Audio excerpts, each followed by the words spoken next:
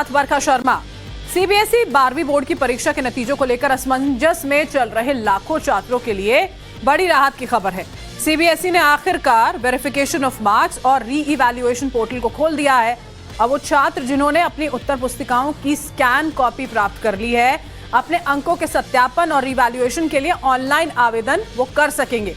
CBSE के छात्रों के लिए यह बड़ी खबर। सीबीएसई का रिवैल्यूएशन और वेरिफिकेशन पोर्टल खुल चुका है। सुबह करीब 4:42 पर पोस्ट कर इसकी जानकारी जो है वो यहां पर दी गई थी। आपको बता दें, सीबीएसई पहले तो इस पोर्टल को कल यानी कि 1 जून को खोलने वाली थी,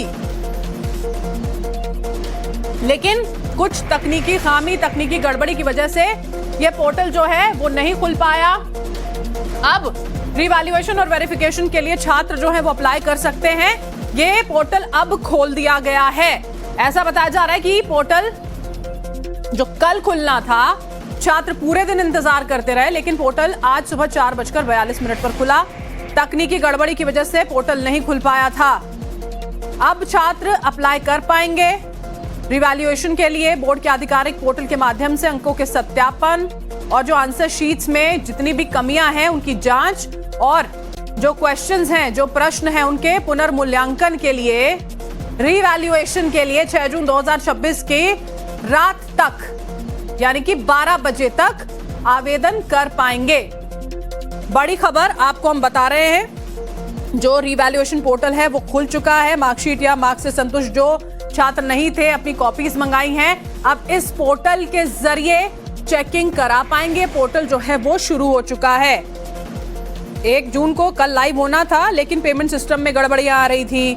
एरर फ्री और सुरक्षित बनाने का काम जो है वो किया जा रहा था। ये दावा सीबीएसई के द्वारा किया गया कि हम ये कोशिश कर रहे हैं कि वो एरर फ्री रहे। उससे पहले एरर फ्री नहीं हो पाई थी, कल चली ही नहीं। ये जो पोर्टल था वो चलता नहीं है तकनीकी गड़बड़ी की वजह से, और अब जाकर खुला है। स्टूडेंट्स इंतजार करते रहे और अब जाकर उनको ये पोर्टल लाइव मिला है।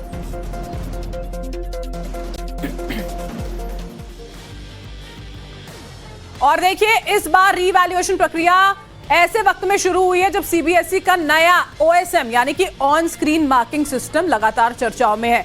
बोर्ड ने पहली बार बड़े पैमाने पर डिजिटल चेकिंग सिस्टम जो है उसे लागू किया, जिसमें परीक्षक छात्रों की स्कैन्ड जो पूरी आंसर शीट्स थी, जिनमें क्वेश्चन के आंसर लिखते हैं, उनकी स्कैन्ड उत्तर पुस्तिकाओं की जांच उन्होंने की थी।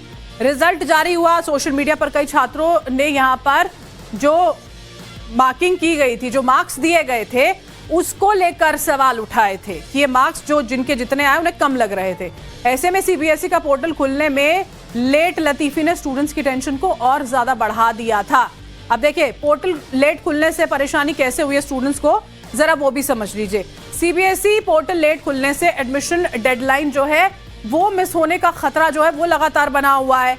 कई कॉलेज कट ऑफ के लिए बोर्ड मार्क्स की अंतिम तारीख तय करते हैं। देरी से छात्र वेटिंग लिस्ट या ऑल्टरनेटिव ऑप्शंस पर उसके बाद निर्भर हो जाते हैं। सीधी सी बात है, मार्क्स का ही नहीं पता चलेगा कैसे आगे बढ़ेगी प्रक्रिया। सीबीएसई का पोर्टल लेट खुलने से पूरी की पूरी प्रक्रिया जो है वो शॉर्ट हो जाती है। छात्रों को जल्दबाजी में फैसला लेना यहाँ पर पड़ता है और गलती होने की संभावना जो है वो बहुत ज्यादा बढ़ जाती है। अपने आगे के भविष्य की चिंता है। देरी से सप्लीमेंट्री एग्जाम या अन्य प्रोसेस भी जो है वो प्रभावित यहाँ पर हो सकते हैं। ये तमाम समस्याएं हैं, ये परेशानियां हैं छात्रों के सामने। इसी वजह से वो लगातार देखते रहे कि कब पोर्टल खुलेगा। विदेशी यूनिवर्सिटी में अप्लाई के लिए जो डेडलाइंस हैं वो मिस हो सकती हैं, वहां की भी तारीखें हैं। अभिभावकों और छात्रों में सीबीएसई सिस्टम पर देखिए ये सब जो हो रहा है, उसके बाद भरोसा कहीं ना कहीं कम होता हुआ नजर आ रहा है। भावना किशोर हमारी संवाददाता हमारे साथ जुड़ी हुई है, सीधा उनका रुख करते हैं। भावना, कल के इंतजार के बाद आज आखिरकार तड़के सुबह ये पोर्टल लाइव हो गया है, लेकिन जो देरी हो रही है ना, उससे बहुत ज्यादा परेशानी अब भी बरकरार है स्टूडेंट्स की।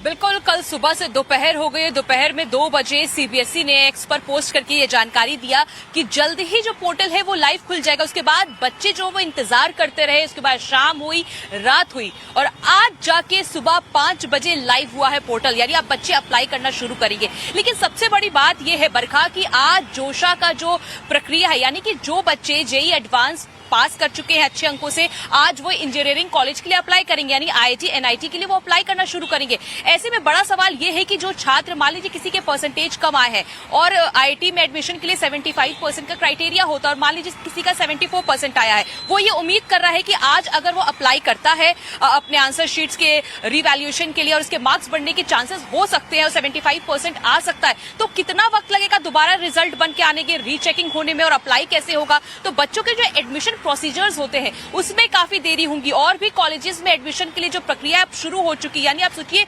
जून है, जुलाई से नया सेशन, अगस्त से नया सेशन शुरू होता है, कब ये पूरी प्रक्रिया खत्म होगी, कैसे बच्चे एडमिशन लेंगे, क्या अच्छे कॉलेज में एडमिशन नहीं मिल पाएगा। तो सोचिए बच्चों के सामने कितना बड़ा एक चैलेंज है जिन्होंने 12वीं पास किया है इस वक्त, की आखिरकार आगे भविष्य उनका कैसा होने वाला है। एक तरफ नीट का भी आप देखिए कितना ज्यादा अभी विवाद चल ही रहा है, 21 तारीख को दोबारा एग्जाम होना है। अब इससे अंदाजा लगाइए कि इस वक्त बच्चों के सामने कितनी बड़ी चुनौती इस वक्त खड़ी हो चुकी है। फिलहाल अगर बात किया जाए तो पोर्टल की शुरुआत सुबह 5 बजे से हुई है।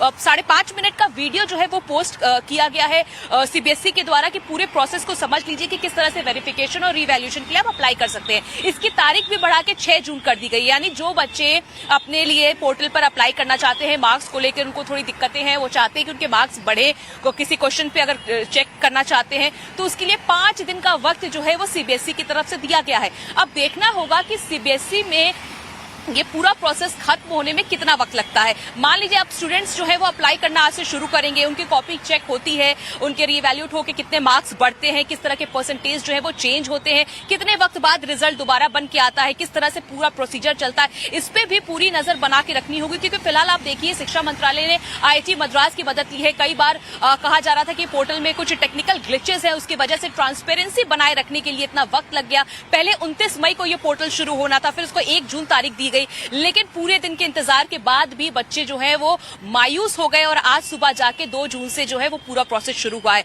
बच्चों से लगातार हम संपर्क बता रही है भावना, 6 तारीख तक का वक्त है कि स्टूडेंट्स जो हैं वो अप्लाई कर पाएंगे इस पोर्टल पर रिवैल्यूएशन के लिए। अब आगे में कितना समय लगेगा उन तक पूरा रिजल्ट आने में, ये भी तो अपने आप में समस्या है। इसी से जुड़ी हुई बातचीत हम आगे जारी रखेंगे भावना। इसी बीच एक और बड़ी खबर है OSM सिस्टम से जुड़ी हुई। डिजिटल मूल्यांकन विवाद की जांच शुरू हो गई, सूत्र बता रहे हैं। OSM के ठेके से जुड़े मामले की जांच शुरू हुई है। OSM टेंडर और खरीद प्रक्रिया की जो है जांच की जा रही है। आरोप है कि ठेका पाने वाली कंपनी कोएम्प्ट को मिले टेंडर की कुछ शर्तों में ऐसे बदलाव किए गए जिनसे कंपनी को फायदा पहुंचा और उसे इस महत्वपूर्ण प्रोजेक्ट का ठेका जो है वो मिल सका।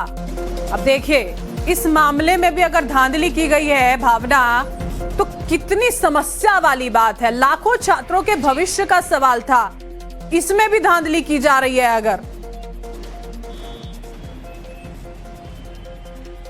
बिल्कुल OSM सिस्टम को लेकर जब से ये सिस्टम शुरू हुआ और ये कहा जा रहा था कि 12 CBSE का जो इस बार मूल्यांकन है वो नए सिस्टम यानी डिजिटल तौर पर होगा, उसके बाद से ये कंफ्यूजन का जो स्टेट है वो लगातार चलता रहा। और जब रिजल्ट आया तो आपके सामने था किस तरह से परसेंटेज कम हुआ, बच्चों ने ये आपत्ति जताई कि उनको मार्क्स नहीं मिले और इसी तरह से स्कैन कॉपीज की तस्वीर आई। कई सारे बच्चों ने सोशल मीडिया पे अपनी अपनी बातें रखी। उसके बाद सरकार जो है वो जागी, शिक्षा मंत्रालय जागा और उसके बाद कहा गया कि हम ये पूरा प्रोसेस शुरू करेंगे। उसके बाद प्रोसेस जैसे शुरू हुआ तो आपके सामने पूरी तस्वीर थी कि बच्चों के कई क्वेश्चंस पे मार्क्स नहीं दिए गए, कई कॉपीज जो है वो चेक्ड नहीं थी, दूसरे की कॉपीज मिल रही थी।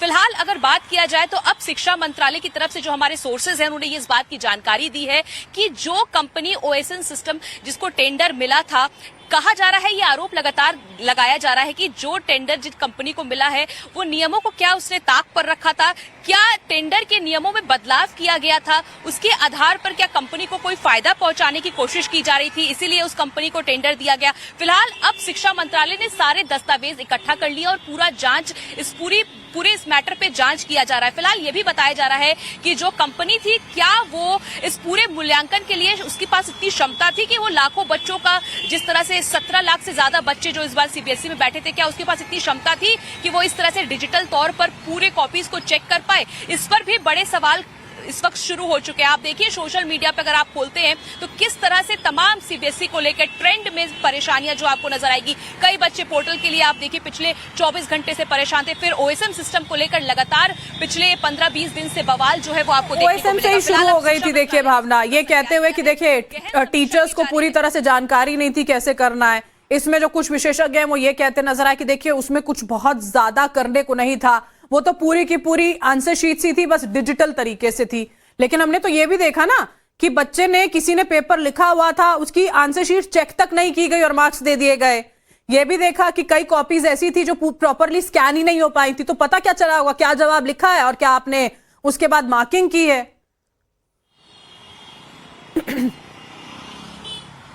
बिल्कुल बरखा, ये बड़ा सवाल है क्योंकि लगातार जो एक्सपर्ट्स हैं वो ये कह रहे हैं कि क्या टीचर्स की ट्रेनिंग उस तरह से हुई थी देश भर में?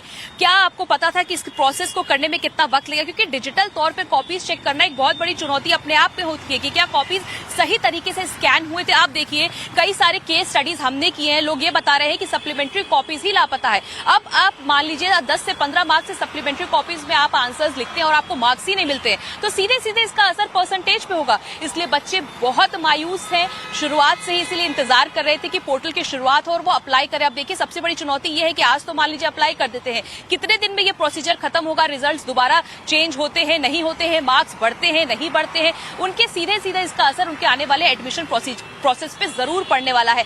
आईआईटी के एडमिशन के आज से प्रोसेस शुरू हो जाएंगे। अब सोचिए, बड़े कॉलेजेस में अगर इंजीनियरिंग का छात्र उसको बड़े कॉलेज में एडमिशन लेना है तो वो कैसे लेगा? एक बहुत बड़ी समस्या इस वक्त छात्रों के ऊपर है। और सोचिए, कई छात्र जो है इस वक्त डिप्रेशन में है, परेशान है, उसके साथ साथ उनके अभिभावक, टीचर्स भी परेशान हैं।